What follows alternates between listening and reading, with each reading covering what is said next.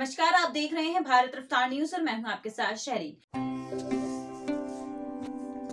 दिवाली क्यों मनाई जाती है, क्या है इसका पूरा इतिहास? भारत के अलावा अन्य देशों में दीप को क्या महत्व दिया जाता है, जाने इस खास खबर में।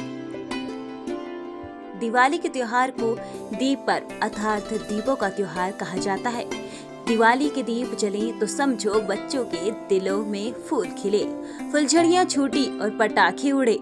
क्यों न हो ऐसा, ये सब त्योहारों का है हिस्सा है, आनंद का स्रोत है। दीप पर्व अथवा दिवाली क्यों मनाई जाती है, इसके पीछे अलग अलग कहानियां हैं, अलग अलग परंपराएं हैं।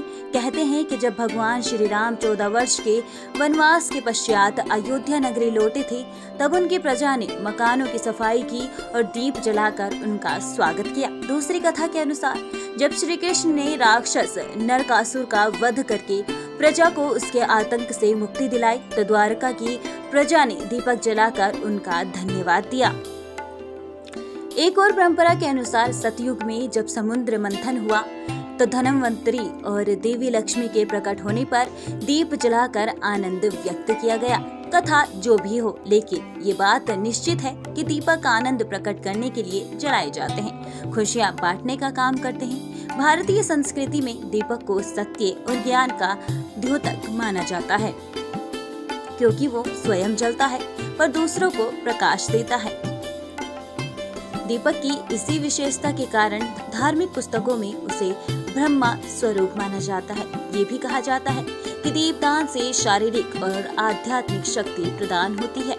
जहाँ सूर्य का प्रकाश नहीं पहुँच सकता है, वहाँ दीपक का प्रकाश पहुँच जाता है। दीपक को सूर्य का भाग सूर्यांश संभवो दीपः कहा जाता है। धार्मिक पुस्तक स्कंद पुराण के अनुसार दीपक का जन्म यज्ञ से हुआ है। यज्ञ देवताओं और मनुष्य के मध्य संवाद साधने का माध्यम है। यज्ञ की अग्नि से जन्मे दीपक पूजा का महत्वपूर्ण भाग है। महाभारत में रात्रि के समय जब घटोत्कच से युद्ध हुआ, तो दुर्योधन ने सैनिकों को हाथों में जलते हुए दीपक रखने का निर्देश दिया था।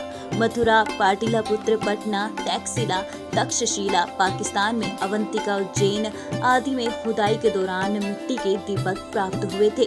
टैक्सिला के दीपक कलाकारी के उत्तम नमूने थे। उनमें विशेष बात ये थी कि दीपक का निचला भाग ठंडा रखने के लिए उनमें पानी भरने का स्थान होता था। हड़प्पा संस्कृति के दीपक बलोचिस्तान के माल नामी स्थान से प्राप्त है, जो मिट्टी से बने चौकोर दीपक थे। उनके चारों कोनों में बत्तियां रखने का स्थान था। मोहनजोदड़ो में पाए गए दीपक गोलाकार थे। वहाँ मार्ग के दोनों ओर लगाए जाने वाले दीपक भी प्राप्त हुए थे। भारत में यूनान देश के दीपकों से प्रभावित होकर नाव के आकार के दीपक भी बनाए गए। प्याले के आकार के दीपक तो 5वीं शताब्दी से पूर्व तक बनने लगे थे। इनके अतिरिक्त मंदिर में आरती के समय उपयोग में आने वाले पंचमुखी और सप्तमुखी दीपक भी प्रचलन में थे। पूजा के समय दीपक अर्चना दीप कहलाते थे। शयन कक्ष में निशीथ दीपक प्रयुक्त होते थे। बंदरगाहों में मार्ग दिखाने वाले आकाश दीप नाम से जाने जाते थे। पेड़ों पर लटकाए जाने वाले दीपकों का वृक्ष दीप माना जाता था। इनमें अनेक टहनियां होती थी। प्रत्येक टहनी पर दीपक और ऊपर भाग में किसी देवी देवताओं की मूर्ति होती थी।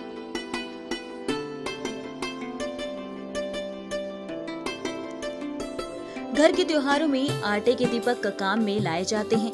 दूसरों की भलाई के लिए काम में लाए जाने वाले नंदा दीप कहलाते हैं। कल्हड़ की राज तरंगिणी में धनिकों के घरों में मोती माणिक के दीपक मणि दीप इस्तेमाल किए जाते हैं। सुंदर स्त्रियों के रूप में दीपांगना और दीप लक्ष्मी ऐश्वर्य को दर्शाते थे। भारत के विभिन्न राज्यों के दीपक अपनी अलग पहचान रखते हैं, जैसे व्याघ्र दीप ओडिशा, राजलक्ष्मी दीप बंगला, मयूर दीप राजस्थान, कनक दीप बिहार, नागदीप महाराष्ट्र बहुत प्रसिद्ध हैं।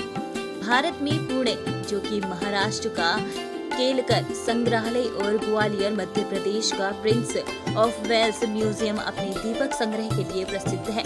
महात्मा बुद्ध की माता श्री माया देवी के शयन कक्ष में रखा रहने वाला लकड़ी के खंभे पर गांधार शैली में बना हुआ दीपक भारत का सबसे बड़ा दीपक है। मिस्र देश के सम्राट क्लोरस के महल में एक इतना बड़ा दीपक था जिसका प्रकाश 200 मील तक जाता था। रोम के एक मकबरे समाधि से एक ऐसा दीपक प्राप्त हुआ जो 2000 वर्षों से जल रहा था। मिस्र के पिरामिडों, रोम और ब्राजील के मकबरों, मैक्सिको की घाटियों, मेसोपोटामिया की पुरानी कब्रों के भीतर से जलते हुए दीपक प्राप्त हुए थे। कब्रों में मृत शरीरों के साथ जलते हुए दीपक रखी जाने के पीछे ये श्रद्धा भाव था कि मृत्यु के पश्चात आत्मा को अंधेरे में भटकाना ना पड़े। उस काल में ऐसे प्रतिभाशाली रासायनिक वैज्ञानिक मौजूद थे जिन्होंने बिना ऑक्सीजन, बिना तेल के जलने वाले दीपक बनाए जो वर्षों तक जलते रहे। आधुनिक वैज्ञानिक ये मानते हैं कि सोडियम, एंटीमनी, सोना, पारा, प्लेटिनियम और गंधक मिलाकर वो रसायन तैयार किया जाता है। ऑक्सफोर्ड यूनिवर्सिटी के कुछ वैज्ञानिकों ने इस संबंध में कई प्रयोग किए। उन्होंने मिथाइल, अल्कोहल और फास्फोरस सल्फाइड का मिश्रण तैयार करके दीपक में भरा, पर दीपक 3 महीने से अधिक न जल सका। उनके समस्त प्रयोग निष्फल हुआ। अब कुछ और आश्चर्यजनक दीपों की कहानियां सुनिए। 1804 में इटली के सिसिली टापू के एक गांव में एक किसान के खेत में एक मकबरा मिला। मकबरे की छत और द्वार सीसा और अन्य धातुओं के मिश्रण से बंद किया हुआ था। जब छत तोड़ी गई तो सब ये देखकर स्तंभित रह गए कि मकबरा रोशन था। लाश के सिरहाने एक मुर्तबान में रखा हुआ दीपक जल रहा था। कई लोग तो इसे भूतों की कारस्तानी समझकर भाग खड़े हुए। किसी ने साहस करके मुर्तबान तोड़ डाला। मुर्तबान के टूटते ही दीपक बुझ गया। मकबरों से मिले कागजों के अध्ययन से ज्ञात हुआ कि वो दीपक सैकड़ों वर्षों से जल रहा था। इतिहासकार विलियम कॉम्डेल ने मेसोपोटामिया के एक मकबरे में पाए जाने वाले प्रज्वलित दीपक संबंधी जानकारी देते हुए लिखा, उस दीपक में तेल के स्थान पर पिघला हुआ सोना भरा था। इससे ये निष्कर्ष निकला कि प्राचीन काल के रसायन शास्त्री सोने को एक मिश्रण में परिवर्तित करने की कला से परिचित थे जो वर्षों तक दीपक को प्रज्वलित रख सकता था। इतिहासकार लायंस बेन ने अपनी पुस्तक मैक्सिको की संस्कृति में देवी के एक मंदिर में पाए जाने वाले दीपक के बारे में लिखा है। वो दीपक मिट्टी का बना हुआ था जो आपस में जुड़े हुए 2 बर्तनों में बंद था। एक बर्तन पर सोने की तो दूसरे पर चांदी की परत चढ़ी हुई थी। तेल के स्थान पर एक अपरिचित मिश्रण भरा हुआ था। उन बर्तनों पर लिखी हुई जानकारी से ज्ञात हुआ कि किसी राजा ने देवी आगस्टा को वो दीपक श्रद्धा स्वरूप पेश किया था और जो वर्षों से रोशन था। सेंट ऑगस्टाइन ने इस सौंदर्य की देवी विंस के मंदिर में जलने वाले दीपक का उल्लेख किया है जो न जाने कितने हजारों वर्षों से जल रहा था।